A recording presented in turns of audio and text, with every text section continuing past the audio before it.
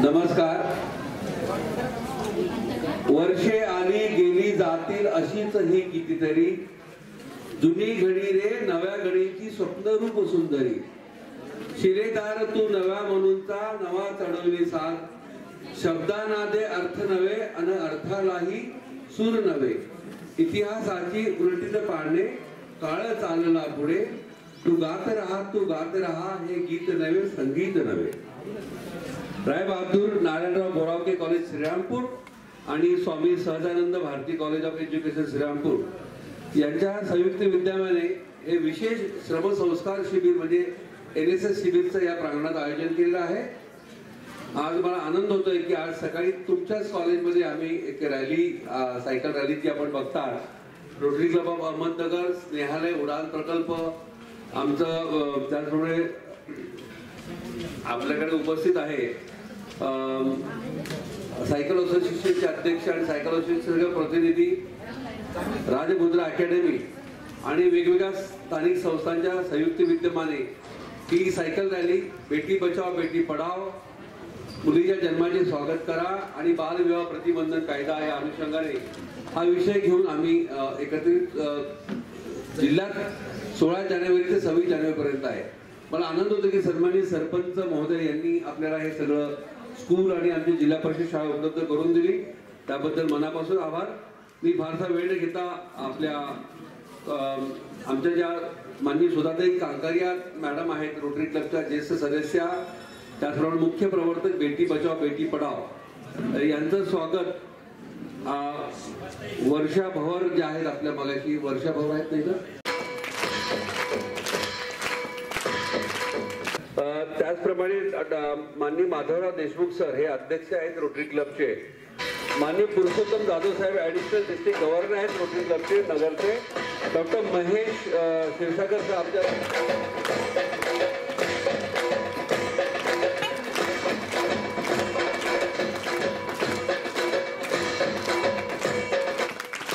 सोबत त्यांच्या कॉलेजचे विद्यार्थी आहेत. करिअर अकॅडमी यानंतर या रॅलीसाठी मार्गदर्शन करणारे विकास सुतार,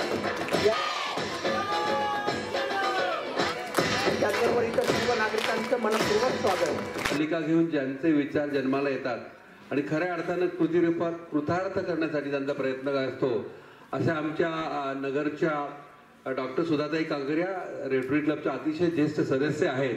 आणि बेटी बचाओ बेटी पढाओ, मुलीच्या जन्माचे स्वागत करा, हे पूर्णपणे हा प्रोटोकॉल घेऊन पूर्ण महाराष्ट्रात नाही तर देशभरात ते जात आहेत.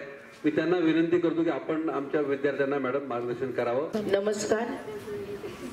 व्यासपीठावर विराजमान असलेले सर्व मान्यवर, या कार्यक्रमामध्ये सहभागी झालेल्या सर्व संस्था आणि माझ्या समोर उपस्थित असलेले सर्व गुरुजन वर्ग आणि माझ्या मित्र आणि मैत्रिणींनो, आज आपण NSS कॅम्पच्या निमित्ताने एकत्र जमलेलो आहोत.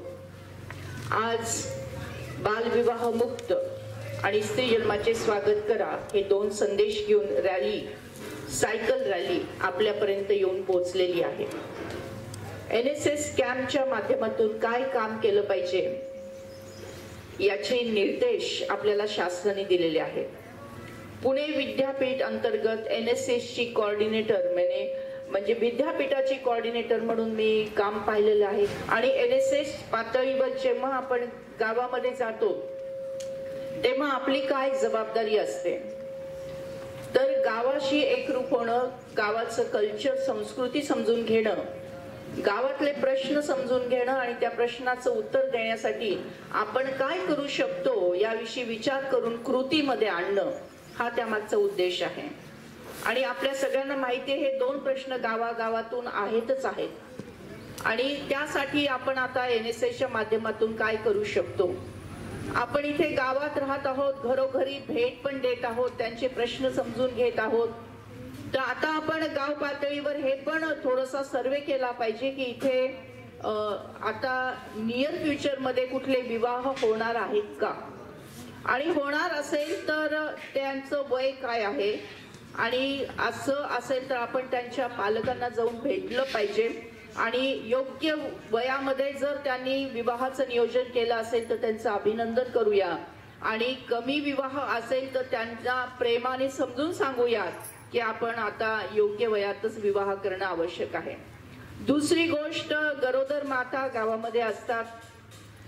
गरोदर मातांचा सन्मान करणे, त्यांना गर्भसंस्कार आणि गर्भरक्षणाचे धडे देणे हे सुद्धा आपलं एक कर्तव्य आहे.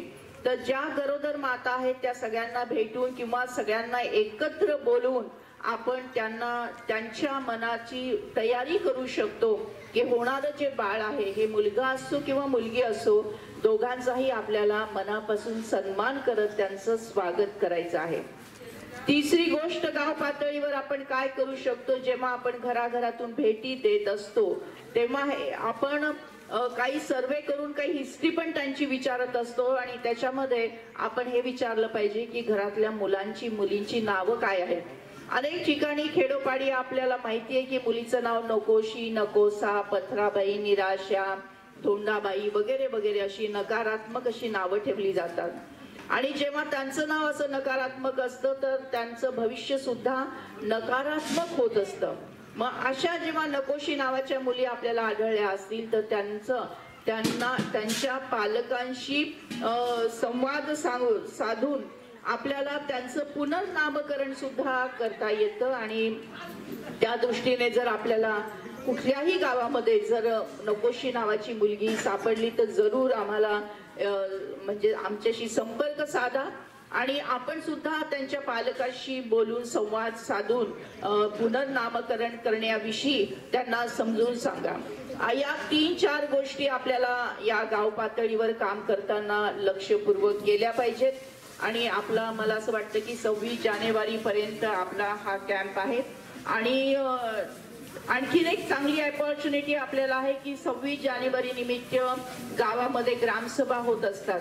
तर या ग्रामसभेमध्ये आपण आदरणीय सरपंच सर, ग्रामसेवक सर आणि ग्रामपंचायतीचे सर्व जे सदस्य, मान्यवर सदस्य आहेत त्यांना विनंती करून 2 विषय त्याच्यामध्ये ठेवू शकतात की असा एक गावकऱ्यांनी सगळ्यांनी मिळून ठराव घ्यायला पाहिजे की आमच्या गावामध्ये एकही बाल विवाह होणार नाही, याची आम्ही काळजी घेऊ, जबाबदारी घेऊ. आणि एकही स्त्री भ्रूण हत्या होणार नाही याची आम्ही दक्षता घेऊ. अशा प्रकारचा ठराव 26 जानेवारीच्या निमित्ताने ज्या ग्रामसभा इथे होतील त्यामध्ये घेतला जावा असा आग्रह आपण पकडू शकतो आणि त्यांना याविषयीची विनंती करू शकतो. तर ग्रामसभेमध्ये जर असा ठराव झाला तर हा ठराव हा कायमस्वरूपी गावामध्ये राहील, जेणेकरून या गावामध्ये एकही बालविवाह होणार नाही आणि एकही स्त्री भ्रूण हत्या होणार नाही आणि एक सकारात्मक असं पाऊल या गावाच्या वतीने ठेवलं जाईल. या गोष्टी आपल्याला काळजीपूर्वक करायच्या आहेत, त्याची नोंद मला वाटतं आपण सर्वांनी घेतली असेल. आणि हेच NSSचा उद्देशच अशा प्रकारचे कार्यक्रम घेण्याविषयीचा आहे. आम्ही इथे आलो आणि एक सुंदर अशी नाटिकाने एक सुंदर असं मनोगत इथे ऐकलं. स्त्रीची लेक असणारी, सावित्रीची भूमिका करणारी आदरणीय ताई यांना मी विनंती करते की आपण इथे समोर यावं आणि आपला सन्मान इथे रोटरी क्लब ऑफ अहमदनगरच्या वतीने स्वीकारावा.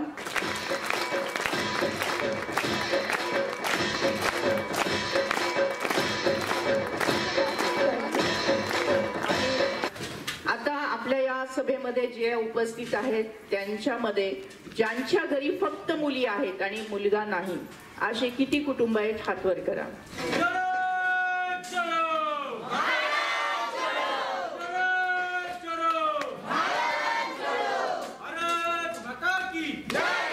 भारत माझा देश आहे, सारे भारतीय माझे बांधव आहेत.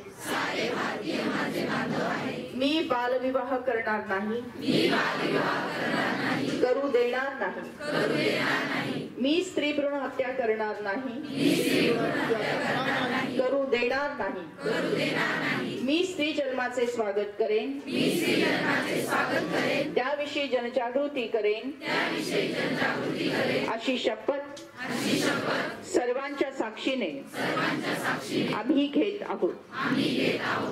हात खाली घ्यायचे आणि भारत मातेचा जय जयकार हात उंच करून करायचे. भारत माता की जय, वंदे मातरम.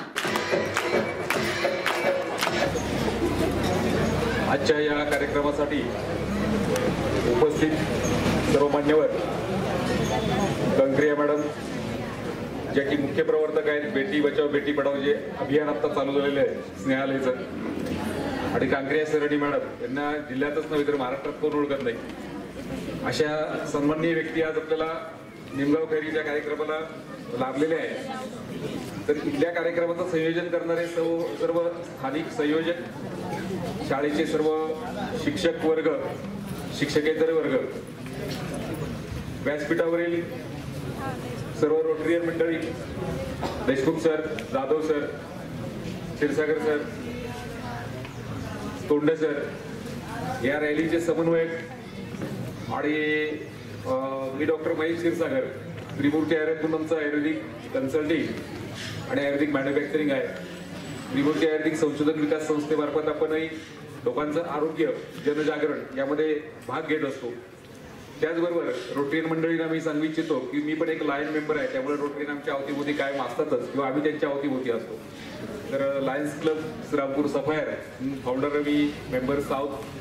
दुसरा महत्वाचा भाग म्हणजे सध्या शिवारोग्य सेनेतर्फे उत्तर महाराष्ट्राची जबाबदारी आहे की ज्यामध्ये नगर, नाशिक, धुळे, जळगाव आणि नंदुरबार या सर्व ठिकाणी आणि एकंदरीतच महाराष्ट्रामध्ये हा विषय किती महत्वाचा आहे. आपल्याला वाटतं आपलं राज्य पुढारी आहेत, आपण पुढारलेलं आहोत, आपल्याला ह्या समस्या खरोखर आहेत का, परंतु सामाजिक जीवनामध्ये काम करताना आपल्याला दिसतं की अरे हा तर विवाह झाला, हा त्या वयामध्ये बसणारा नाहीये. मग असे जे विवाह आहेत हा कायदा काय करावा लागतो, तर कायदा हा जनरली आपल्या सर्वांचं हित लक्षात घेऊन समाजामध्ये काम करणारे किंवा समाजाचे जे महत्वाचे घटक असतात ते त्याच्यावर प्रकाश टाकतात आणि त्याची मागणी केली जाते. ती एक मोठी गुंतागुंतीची प्रक्रिया असते. परंतु कायद्याने खरोखर प्रश्न सुटतात का हो सगळे? आज हुंडाबंदीचा कायदा झालेला असला तरी आज आपण बघतो की त्या अनंत केसेस आपल्या समोर चालूच असतात. वाईट आहे. तरुणांनो, आपल्याला पुढाकार घ्यावा लागणार आहे या गोष्टीसाठी. तरच हे मुलीचे जे काही लहान वयात जन्म झाल्या तिला कचऱ्याच्या कुंडीत टाकलं जातं, तिला कुठेतरी पुरून ठेवलं जातं, असं कोणत्या गोष्टी होणार नाही. आणि मुलीचं जन्माचं स्वागत नक्कीच आनंदाने होईल. तुम्हाला माहित असेल की राजस्थानमध्ये एक अशी घटना आहे की ज्यावेळेस मुलगी येणार असेल तर त्यावेळेस खूप भयानक प्रकार होतो. तिला राजस्थानच्या एका गावामध्ये उकळत्या पाण्यामध्ये मुलगी झाल्यानंतर त्याला टाकून दिला जातो. म्हणजे इतका भयानक प्रकार सुद्धा होतो आहे. त्यासाठी तुम्हाला सांगतो, जर मुलींचं स्वागत करायचं असेल तर तिला आयुष्यभर तिला ती सवर सक्षम होत नाही तर आई वडिलांनी सांभाळायला पाहिजे आणि शेवटी त्यानंतर तिला तिचं लग्न लावायला पाहिजे. नव्हे 14 वर्षात मध्ये 12 वर्षात मध्ये. तर सांगू इच्छितो की हेच बालविवाह थांबवण्यासाठी आणि या बालविवाहाची जनजागृती करण्यासाठी, मुलीच्या जन्माचं स्वागत करण्यासाठी आवर्जून आम्ही सांगत आहोत. सायकलवर येऊन या ठिकाणी आलेलो आहोत. बालविवाह जागृती सायकल यात्रा आम्ही एकूण 500 किलोमीटर सायकल यात्रा ही काढलेली आहे. ती आम्ही साधारण 11 दिवस आम्ही चालवणार आहोत. यामध्ये या आज मुद्रा करिअर अकॅडमीचे वेगवेगळ्या महाराष्ट्रातून वेगवेगळ्या जिल्ह्यातून आलेले हे तरुण वर्ग आहे. ते तरुणांनी हातात सायकल घेतलेला आहे. फक्त नारे देतात हे की बालविवाह थांबवा, बालविवाह थांबवा, अशाच नारे देत चालले आहेत. तरी मला सांगू इच्छितो की तुम्ही सुद्धा या सायकल यात्रेमध्ये सहभागी व्हा. आणि आमचं ध्येय आहे अहमदनगर जिल्हा बालविवाह मुक्त 2027 पर्यंत करायचं आहे आणि त्यानंतर भारत देश सुद्धा बालविवाह मुक्त करूनच साध्य करायचं आहे. नाही ना? नाही, बरोबरच आहे तुमचं. कसे ओळखणार? तुम्ही आजच्या आधुनिक जगातील jeans, T shirt, skirt, Punjabi suit घालणाऱ्या मुली पाहिल्या असतील. माझ्यासारखी नऊवार नेसून डोक्यावर पदर, कपाळावर ठसठशीत चिरा असलेली बाई पाहिली बाई तुम्ही? नाही ना? मी सावित्री, सातारा जिल्ह्यातील खंडाळा तालुक्यातील नायगाव गावच्या खंडोजी नेवसे पाटलांची मी कन्या. वडिलांबरोबर शेतात जाणं, निसर्गाच्या सानिध्यात राहणं मला फार आवडायचं. वयाच्या 9व्या वर्षी ज्योतिराव गोविंदराव फुले नावाच्या माणसाशी माझं लग्न झालं. लग्नानंतर हळूहळू माझ्या लक्षात आलं, ज्याच्याशी माझं लग्न झालंय तो निव्वळ साधारण पुरुष नव्हे, तर लाखो भारतीयांना जगण्याची ऊर्जा देणारा क्रांती सूर्यच आहे. 1 जानेवारी, होय, शनिवार दिनांक 1 जानेवारी 1848ला पुण्यातील भिडेवाड्यात सर्वधर्मीय मुलींसाठी पहिली शाळा सुरू केली. एका भारतीय माणसानं भारतीयांसाठी सुरू केलेली पहिली शाळा होती ती. आणि मी पहिली शिक्षिका आणि मुख्याध्यापिका सुद्धा. शिक्षण हे दूध आहे वाघिणीचं, आणि हेच वाघिणीचं दूध मी माझ्या लेकरांना देणार होते. शेळपटासारखं जगलात तर काम तमाम होतं, आणि वाघासारखं जगलात तर नाम होतं. कार्य खडतर होतं, जोखमीचं होतं. पण शिवरायांच्या मावळ प्रांतातील मावळ्यांचे आम्ही देखील वंशज होतो. घाबरणं किंवा कच खाणं आमच्या रक्ताला मानवणारं नव्हतं. सनातन्यांची मात्र धर्म बुडाला म्हणून कोलीकोली सुरू होती. एका सर्वसामान्य माणसानं शिक्षण घेतल्याने कसा काय धर्म बुडतो यांचा? इतका तकलादू असू शकतो धर्म? धर्म माणसासाठी असतो की धर्मासाठी माणूस? माणसाच्या प्रगतीआड येणारी प्रत्येक धून बुडाली काय, अनतरली काय? आम्हास काय उपयोग त्याचा? आमचं जगणं आणि मरणं हे तर आमच्या लेकरांच्या उन्नतीसाठीच होतं. त्यात झीज होती, हानी होती, अपमान होता, पण उद्याचे सूर्य घडवण्यासाठीच तर आम्हा उभयतांचा संसार होता. शेठजींनी मला सांगितलं, सावित्री, आपल्याला खूप लोकांच्या डोळ्यातली अश्व पुसायची, त्यांच्या डोळ्यात स्वप्नांची एक नवी फुलबाग फुलवायची. त्यांना माणूस म्हणून उभं करण्यासाठी आधी शिक्षण दिलं पाहिजे. शिक्षणाशिवाय तरणोपाय नाही. शेठजींनी मला विचारलं, सांग सावित्री, देशील मला साथ? मी निव्वळ होकार दिला नाही, तर प्रत्यक्ष सुरुवात केली. नेहमीप्रमाणे शाळेत शिकवायला जात असताना एक घटिंगण माझ्या समोर आला. तो म्हणाला, ए टवळे, कुठे निघालीस? आमच्या पोरींना शिकवणं बंद कर. तुला तुझी अब्रू प्यारी आहे की शिकवणं? कदाचित तो विसरला असावा. मी खंडोजी नेवसे पाटलांची कन्या आणि ज्योतिराव पैलवानाची पत्नी होते. त्याच्या कानाखाली सनसनीत जाळ काढताच भर दिवसा त्याच्या डोळ्यासमोर काचवे चमकले. त्या क्षणी त्याला सुनावलं, आज माझ्या समोर आलाय, थोबाड फुटलंय. परत जर माझ्या समोर येशील तर तुझ्या रक्ताने धरती रंगवी. असा कसा बसा सावरत तो तेथून निघून गेला. मोठ्या आशेने माझे अब्रूहरण बघायला आलेले बघे त्याची बेअब्रू झालेली पाहताच निमूत निघून गेले. आजपर्यंत माझ्या अंगावर शेण फेकलं, मी सहन केलं. मला शिव्या दिल्या, माझ्यावर दगडफेक केली, मी गप्प राहिले. माझा हात धरून मला दम देतो. माझ्या सहनशीलतेचा अंत झाला होता. स्त्री ही कुठल्याही जातीची असो व धर्माची, ती नेहमीच अन्यायाची बळी ठरत आली आहे. एखाद्या स्त्रीचा नवरा मेला म्हणून तिने सती जायचं. अहो, तिचा नवरा मेला त्यात तिचा काय दोष? यासाठीच आम्ही आवाज उठवला, इंग्रजांकडे मागणी सुद्धा केली, आणि इंग्रजांनी सती प्रथा बंद केली.